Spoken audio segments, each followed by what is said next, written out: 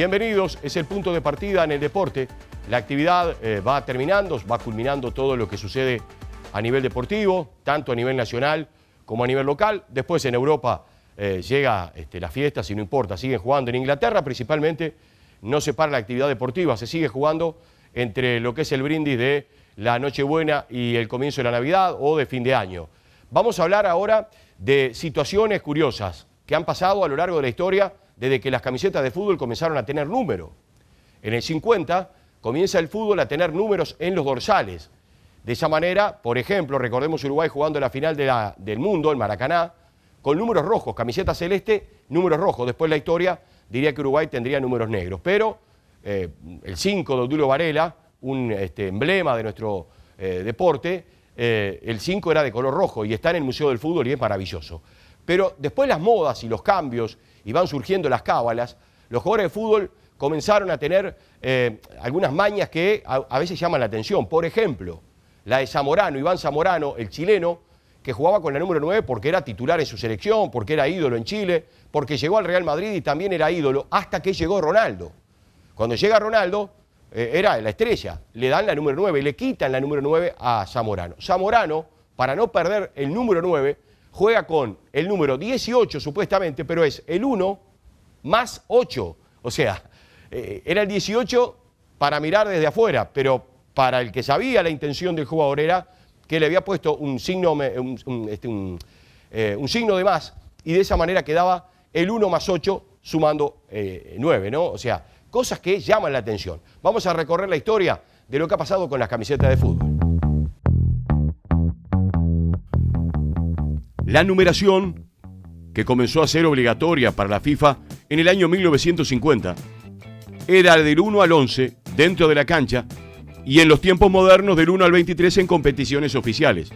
Sin embargo, siempre hay rebeldes sin causa, futbolistas que se han destacado por muchas razones, por el talento, por la polémica, controversias y demás.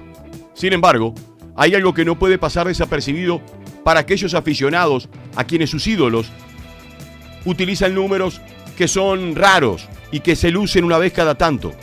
Por ejemplo, Iván Zamorano, el futbolista chileno, que en su momento fichó con el Inter del Milán en 1996 y le fue otorgado el dorsal número 9, pero poco tiempo después llegó el ídolo brasileño Ronaldo y la etiqueta de ídolo le quitó la número 9 a Zamorano y tuvo una peculiar idea que le permitió seguir portando el número del asesino del gol, como así le apodaban.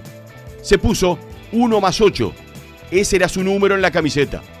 Otro, Bautista, el exdelantero del Chivas, inmortalizó un número bastante peculiar en el fútbol mexicano.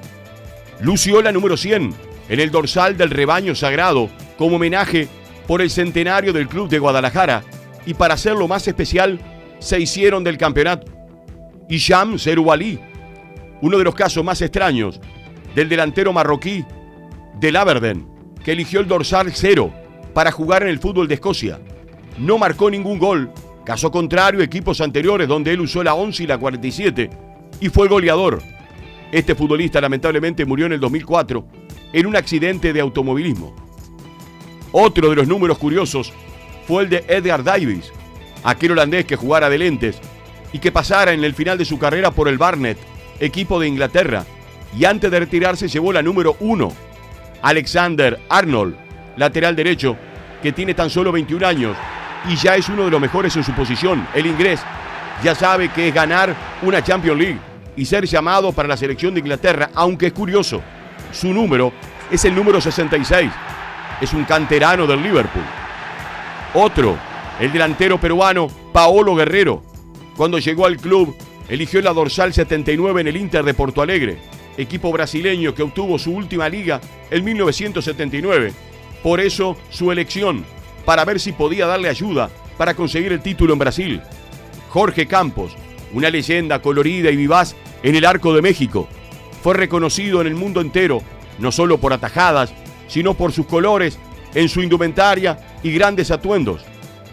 Varias veces jugó con la número 9 para defender la portería de su equipo.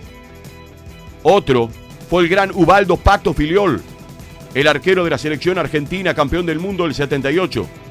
Se celebró justamente en Argentina ese mundial y como era por orden alfabético los números de la camiseta, nunca usó la 1, sino que usaba la número 5. Su buzo verde, que es histórico en la memoria de los futboleros argentinos y con la número 5 detrás. Y sí que ese número 5 lo hizo leyenda. Curiosidades que siguen sumándose a las modas del fútbol.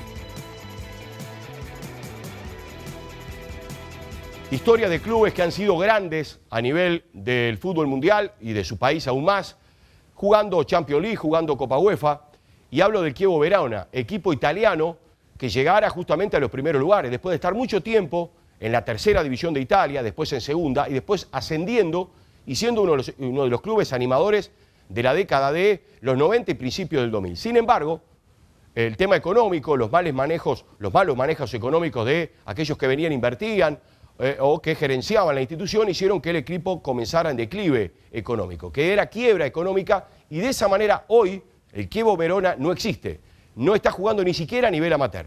Vamos a ver la historia de este equipo italiano. Para quienes comenzaron a seguir el fútbol italiano a comienzos de este siglo, el Chievo Verona era un habitué de la Serie A. Los que nunca habían imaginado ese escenario eran los hinchas de su equipo rival, el Hellas Verona, quienes sostenían que el Chievo ascendería a primera cuando los burros volaran, pero sin embargo la realidad les dio un revés. El club llevaba el nombre del pequeño barrio veronés donde fue fundado. Debutó en la máxima división del fútbol del país de la bota en el 2001 y lamentablemente en los últimos meses la gran y triste noticia fue su disolución.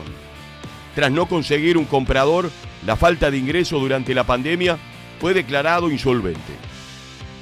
Un nuevo inversor lo refundaría en la Serie D. Sergio Pellissier, el máximo ídolo, se reunió con potenciales compradores, pero no estaban dispuestos a poner una suma importante de dinero, sino que algo para ayudar. La deuda era casi impagable. El club estaba en bancarrota y eso lo confirmaría justamente Pellissier. Es uno de los días más tristes de mi vida. Después de lo que fue una maravillosa década del 80, el equipo más popular de la ciudad la estaba pasando mal. Hasta el 2000 el Chievo realizó aceptables campañas en la Serie B, siempre evitando descender. Después vendría su época de apogeo. Llegó a jugar la Copa UEFA. En el 2007 estuvo disputando la Champions League. Hoy está desafiliado, no compite. Sus lugares de entrenamiento ya se transformaron casi en baldíos. Para volver, deberá hacerlo en la tercera categoría del fútbol italiano, a nivel amateur, en el regional de Véneto.